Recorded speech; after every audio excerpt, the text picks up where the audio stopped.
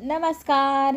लक्ष्मीच्या पावलांनीमध्ये आपल्याला येणाऱ्या आठवड्यात एकदम जबरदस्त असा ट्विस्ट पाहायला मिळणार आहे, ज्यामध्ये असं पाहायला मिळणार आहे की आबा नयनाला म्हणत असतात की 3ऱ्या महिन्याची सोनोग्राफी करायला तू तुझ्या सासूला नाही तर तुझ्या नवऱ्याला सोबत घेऊन जा. तेव्हा ती म्हणते मी माझ्या मित्राकडे, जो माझा ओळखीचा आहे, तो चांगला आहे, त्याच्याकडेच जाणार, मी दुसऱ्या डॉक्टरकडे जाणार नाही. तुम्ही काळजी करू नका, 1-2 दिवसात मी सोनोग्राफी करून येईल. राहुल तिला म्हणतो मी तुझ्यासोबत येतो, पण ती म्हणते मी जेव्हा जाणार असेल ना तेव्हा तुला सांगेल. मग ती एक युक्ती काढते. ती बाहेरच डॉक्टरांना भेटायला बोलवते. तिचा मित्र असतो तो सौरभ, त्याच्याशी तिला चर्चा करून त्याने अगोदरही तिला खोटे रिपोर्ट बनवून दिले होते, तसेच दुसरेही बनवून घ्यायचे असते. त्याच्यासाठी ती त्याला भेटते. त्यालाही तिने वचन दिलेलं आहे प्रेमाचं, सोबत त्याच्याशी लग्न करण्याचं.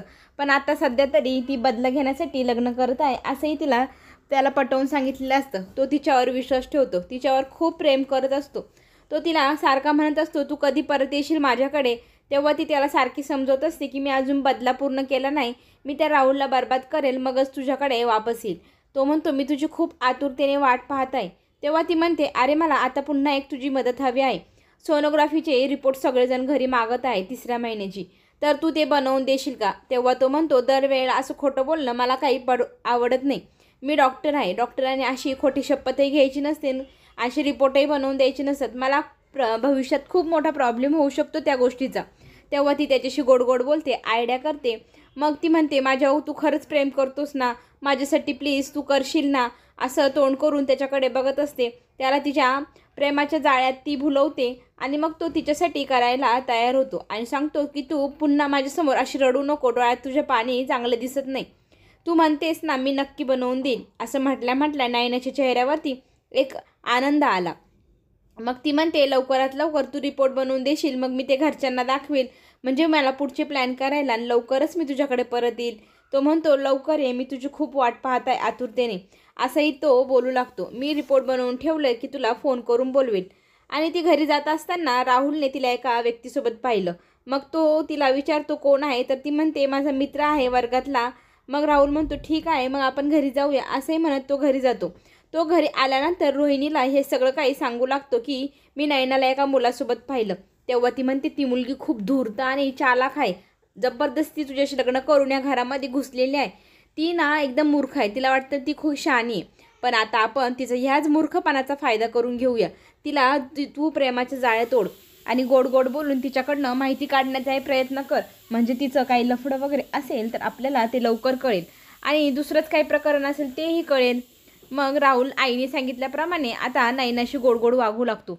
तिची काळजी घेतोय, तिला गोळ्या औषधं सगळं काही खाण्यासाठी हट्ट करतो. तिचं मन सांभाळायचं, तिच्याशी प्रेमाने वागायचं, असं सगळं चालू असतं. तिला वेळेवर औषधं घेत जा म्हणून औषधं तिच्या हातात देतो, पाणी देतो आणि तिला म्हणतो तुला कसलीही गरज लागली तर मला सांगत जा, मी तुझ्यासाठी आहे ना. बाळाचा बाबाही बाळाच्या आईची आता काळजी घेणार, असं म्हणत तिला इम्प्रेस करण्याचा प्रयत्न करू लागतो आणि ती त्याला भुलतेही. तिला ते खरं खरं वाटू लागतं आणि मग त्याच्याकडे ती हट्ट करते, मला हे हवं आहे ते हवं आहे. तो तिला सगळं काही देणार म्हणून तिला खूप आनंद होत असतो.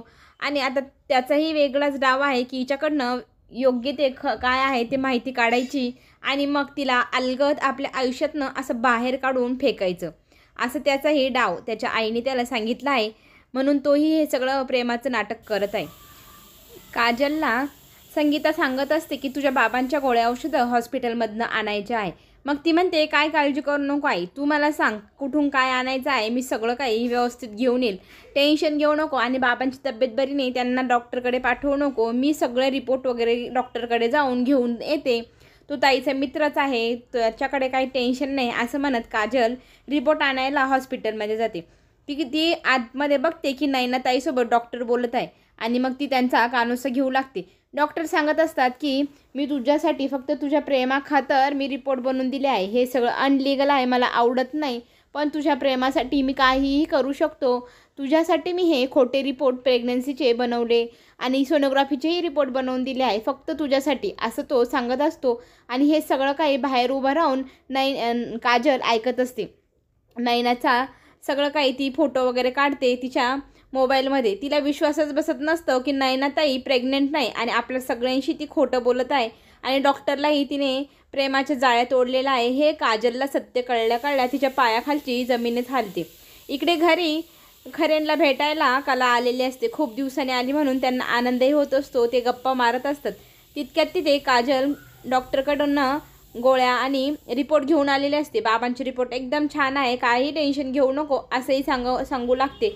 आणि तिच्या मनात येतं, मी हे सगळं काही कलाताईला सांगू का, कुणाला तरी सांगायला हवं ना.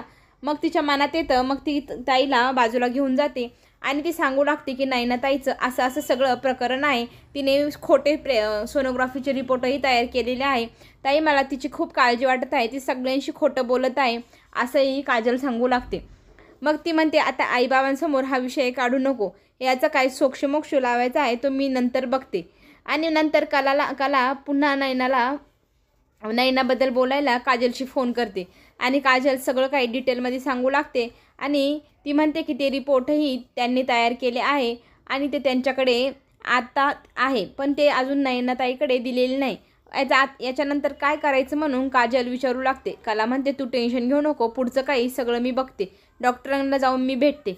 कला दुसऱ्या दिवशी त्या डॉक्टरला जाऊन भेटते आणि ती म्हणते की तुम्ही माझ्या बहिणीला असं काही बनवून दिलं आहे का, पण ते नाही म्हणतात. ती म्हणते, तुम्हाला तुमच्या डॉक्टरकीची शपथ, नाही तर मी तुमची डॉक्टरकी घालवून टाकेल जर मला तुम्ही सत्य काय आहे सांगितलं नाही तर. मग ते सांगू लागतात की नाही ना, माझी मैत्रीण आहे, तिने माझ्याकडून असे रिपोर्ट बनवून घेतले. तिला खूप वाईट वाटत असतं. ती रिपोर्टही कला घेऊन येते. आता कला ठरवते घरी येऊन आता आबांची मदत घ्यायची. मग ती आबांशी एकांतात पाहून बोलू लागते की आबा, मला तुम्हाला एक महत्त्वाची गोष्ट सांगायची आहे, ती तुम्ही कुणालाही सांगू नका. तुम्हाला ऐकल्यानंतर खूप वाईट वाटेल, पण माझ्या बहिणीने जे केलं आहे ते खूपच लाजिरवाणं आहे. माझ्या बहिणीने प्रेग्नन्सीचं खोटं नाटक केलेलं आहे आणि सगळ्यांसमोर ती असं दाखवत आहे की ती प्रेग्नंट आहे. आता मला हे माहिती आहे, पण मला तुमच्यापासून हे लपवून ठेवायचं नाही.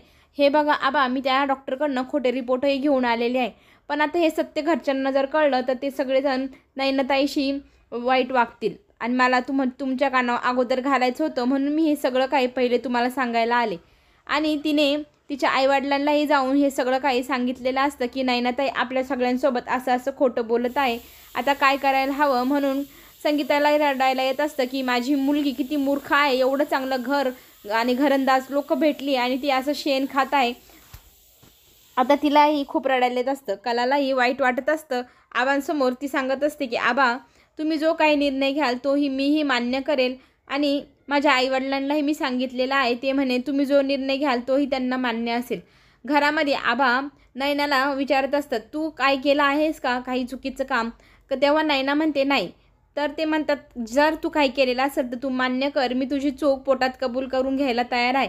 पण नयना इतकी मुजोर असते की ती मान्यच करत नाही तिने काही चूक केली आहे.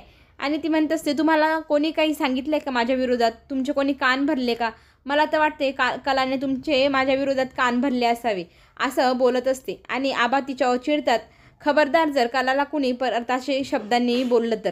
तितक्यात कला येते आणि कलाला सगळेजण जाब विचारू लागतात, खरं सांग तुझ्या बहिणीबद्दल तू काय सत्य लपवलेलं आहे. मग ती कला सांगू लागते की माझ्या बहिणीने सगळ्यांशी खोटं बोललं आहे की ती प्रेग्नंट आहे. सोनोग्राफीचे रिपोर्टही तिने खोटे डॉक्टरकडनं बनवून घेतले आणि मला आबांपासून हे लपवायचं नव्हतं, म्हणून मी सगळ्यांशी सत्य जे काही आहे ते सांगितलं आणि तुम्ही जे काही निर्णय घ्याल ते मला मान्य असेल. तेव्हा नयना तिच्याशी मुजोरीपणा करू लागते. तेव्हा कलाला इतका राग येतो, मी हिच्यासाठी सगळ्यांशी भांडत आहे, सगळ्यांशी वाद घालत आहे आणि ही माझ्याशी असं वागत आहे. हे ऐकल्यानंतर तिला वाईट वाटतं आणि ती म्हणते, खरं बोलताय, तू खोटे रिपोर्ट बनवून आणले नाहीस, तुझी काय मजबुरी होती, एवढं चांगलं घर आपल्याला लोक मिळाली आणि तू अशी का वागतेस. हे बघ तुझे रिपोर्ट मी त्या डॉक्टरकडनं घेऊन आलेले आहे. ती त्या रिपोर्ट नयनासमोर पुढे करते. नयना म्हणते, हे रिपोर्ट माझे नाहीच, तू खोटारडे आहेस, तू माझ्या संसाराला आग लावत आहे. असं बोलल्यानंतर कला तिच्या कानाखाली खणखणीत वाजवते आणि आता ती आबांवर पूर्ण निर्णय सोडून देते. आबा, माझा हिच्याशी काहीही संबंध नाही, तुम्ही जो काही निर्णय घ्याल तो मी मान्य करेल. तुम्ही सांगा ह्या हिला घरात ठेवायचं नाही ठेवायचं, जो काही निर्णय असेल तुम्ही घरातले मिळून ठरवून घ्या, असं कला स्पष्टपणे आबांना सांगते. आता आबांनी आणि कलांनी ह्या दोघांनी मिळून एक निर्णय घेतला आहे जो खूपच भयंकर आहे. तो निर्णय ऐकल्यानंतर आता सगळ्यांच्या पायाखालची जमिनीच हलून जाईल. अद्वैकाला ही कलाची चीड येत असते, पण कला सगळ्यांसमोर तिची माफी मागते की मला अशी लाजिरवाणी बहीण आहे, त्याचं मला खूपच लाज वाटत आहे. तिच्या बाबतीत तुम्ही जो काही निर्णय घ्याल तो मला मान्य असेल. पण नयना फारच भामटी. ती म्हणते, माझे हे रिपोर्टच नाही, आता पुढे जे काय होईल ते पाहणं खूपच रंजक ठरणार. त्याच्यासाठी चॅनल नक्की सबस्क्राईब करा म्हणजे नवीन व्हिडिओ तुमच्यापर्यंत लवकर पोहोचेल.